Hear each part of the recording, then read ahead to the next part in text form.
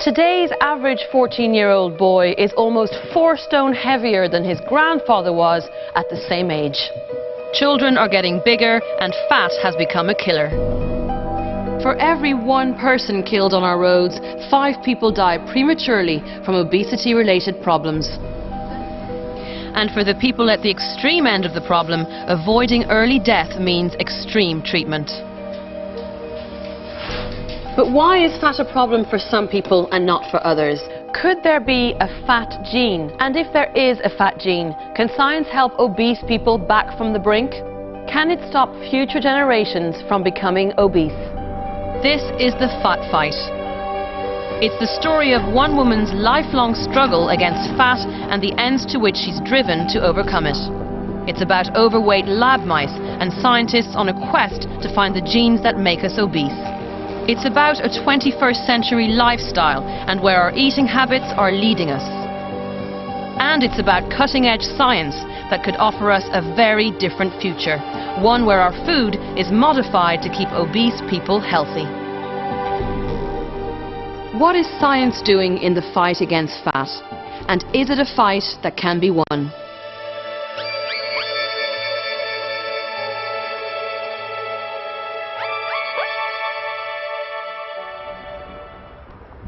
When their problem with fat has gone out of control, this is where people come. The obesity clinic at St Columkille's Hospital in South Dublin. By the time they get here, female patients have reached an average weight of 20 stone and male patients 24 stone. So Enda, how do things go this month? Not good and bad. I think without professional help at the moment, to be blunt about it, early death, early grave. I think I'm up a little bit on the last month. All my own will at the moment just doesn't seem to be enough. You need the help of others. This is the end of the line in the fight against fat, where Dr. Donal O'Shea and his team wrestle with the reality that at this level, losing weight is an uphill struggle. The body really does tightly defend its weight, but if you put any weight on, it does not like to lose it. And it will see weight loss as a threat and start conserving energy even more effectively, and that's why losing weight is so difficult. Go in and weigh you? Yeah. Okay. Realistically, dramatic weight reduction is not going to happen. Instead, the clinic sets a target of a 10% loss in body weight. Clear down a little bit. Oh, great, yeah. 0.8. At the very least, this means an improvement in patients' health, but it also prepares them for the best solution the clinic can currently offer. The problem is when you get up to severe obesity, it's almost impossible to lose a meaningful amount of weight without a lot of help, and in some cases without surgery. That is the only way you will get significant weight off in somebody who is very severely obese. It's the only way we have at the moment. So how did these patients get to a point where the only option left in their fight against fat is major surgery? Scientists like Professor Stephen O'Rahilly are on a quest to find out. Obesity we recognise as a major health problem, but yet we have a problem thinking about it seriously, because a lot of popular press and a lot of people just think it really is pretty simple. I mean, it's just gluttony and sloth, and to medicalise it is somehow wicked. That actually, if people just pull themselves together and ate less and exercised more, then everything would be fine. And in a very simple way, of course they're right. Of course they're right. If people could eat less consistently, day in, day out, 4 years, and exercise more consistently, day in, day out, 4 years, if simple nagging could do it, then it would have done it. And we're seeing quite the opposite. We're seeing a continual increase in the prevalence of obesity.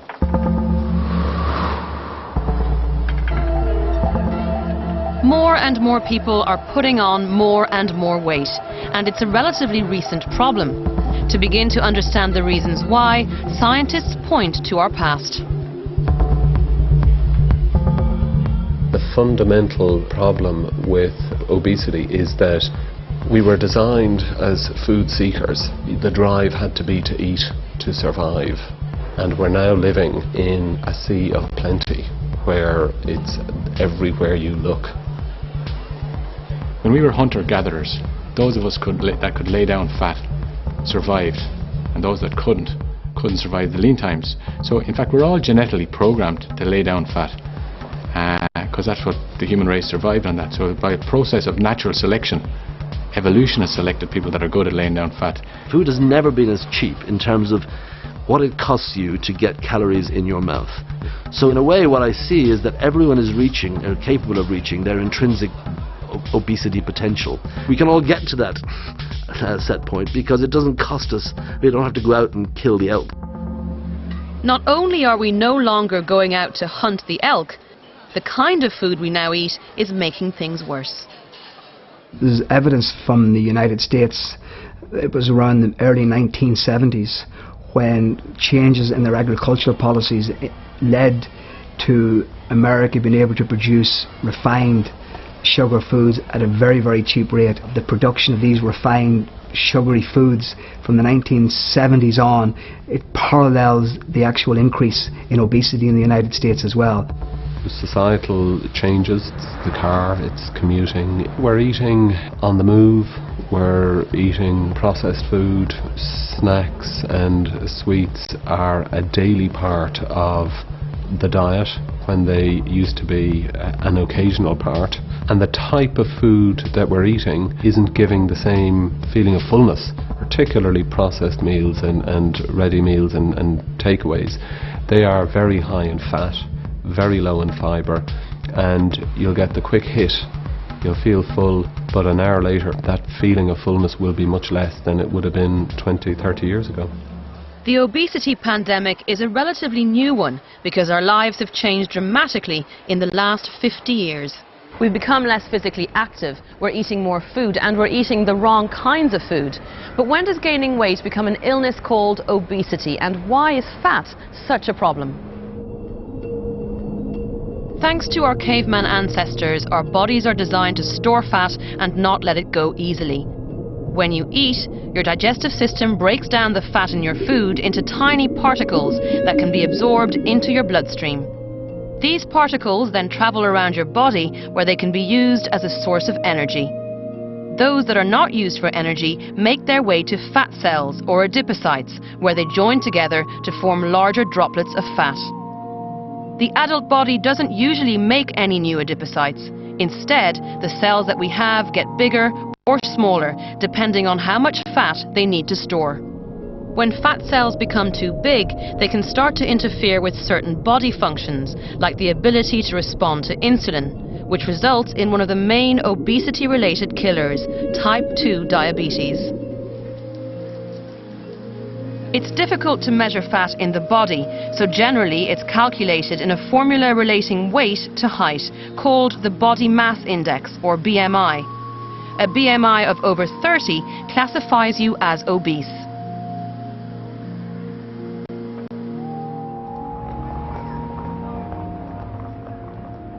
Gordon Falls is a patient at the clinic. He has a BMI of 51. When I started I was just over 31 stone, so it's coming off sort of a pound, maybe a week. Is equal to just over 29 stone. Okay, right. Okay. Took 20 years to get it done, so, but I haven't got 20 years to let it come off again, that's the problem. The hardest things to deal with is basically getting up and about. First thing in the morning, you know, it's a job getting out of bed and down them stairs. Until the first handful of painkillers go in, then they kick in after an hour and you get a bit more mobile. But it's not easy, you know. Yeah. Is that you in those pictures? Yeah, I'm in all of those. That was the shape I was on. Wow. That's you there, is it? That's me with a beard, yeah. That's me in the Handsome middle. fella. How old were you there? I'd have been 20, 21 there. 2021. Gordon was once a sailor in the British Navy. Now obesity is seriously damaging his health. Well, as you can see, I was a fit lad. I was running around the world. Yeah. Drinking in every port, but there you go. That's about all I did. Very active, very yeah. healthy looking. Yeah. How do you feel when you look at pictures of yourself like that compared to now? Well, I don't look at pictures of myself now. There's not many of them about, no. Gordon, you've had an obesity problem for quite a few years now. Tell me how it's affected your health. I can't walk. I can't walk too far. I can't stand up for too long. So I mean, if I drive somewhere, if I can't park outside, I don't go. What is it putting pressure on your joints? It's the joints, the knees, the ankles, and the base of the spine. Wow. So it's the weight, carrying too much weight. Yeah. And so does that mean that you've got diabetes on top of everything else? Type 2 diabetes now, yeah. I only just found that out. Oh, really? Yeah, past couple of months, and I'm on tablets for it. And how else does type 2 diabetes affect the rest of your health? It affects the circulation, obviously, because the blood's not right, it doesn't circulate properly. So your extremities get cold, your feet, your ankles, they get very sore very quickly. Your eyesight's deteriorated in the past couple of years badly. Why has your eyesight been affected? It's the amount of glucose inside me is clouding my eyes. Basically, I'm looking through sugary syrup. It's a very gradual thing. Yeah, I mean, I've probably had type 2 diabetes for a few years and not known. Obesity causes many health problems. Type 2 diabetes is the biggest. With it comes a risk of heart attacks and strokes. And the younger you are when it strikes, the greater the risk of blindness and kidney failure.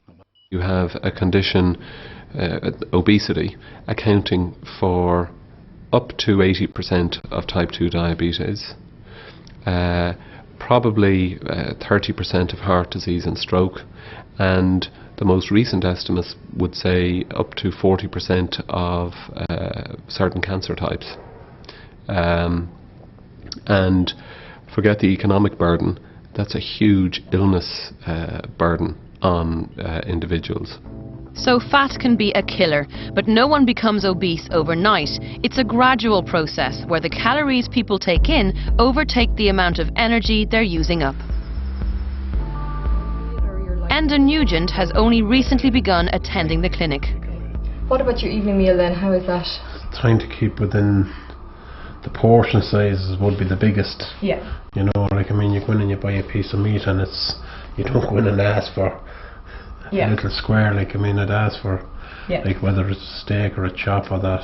Yeah. I mean, probably, like, I haven't gotten down to the true portion size yet. Okay. You know. Would you feel you've reduced your portion size though from what you were eating? Yeah, definitely. Like, I mean, even with chops there, I've often had 2 big chops. Now it's 1. Okay.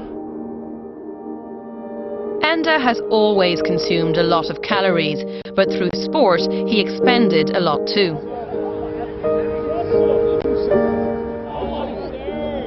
I think it was about 14, 15 when I started. Well, I started playing with Nav and front row, prop, won everything that was to be won at that age group, and progressed into the first team. I think I spent about, 10, 12 years there. That was sort of the pinnacle at that time, before I had to retire through injury. The physio at the time said it was a very, very hard injury to come back from. Like, it had put professional footballers out of football and that, you know. That's really when it all went wrong. When you look back on it, I mean, a lot of things I done was probably comfort eating, going out to the club, going to games. I mean, it always ended up that evening you were either in the Chinese or in the Chipper, and I mean, I wasn't exercising. So, I mean, within the 12 months, I had put on over 4 stone.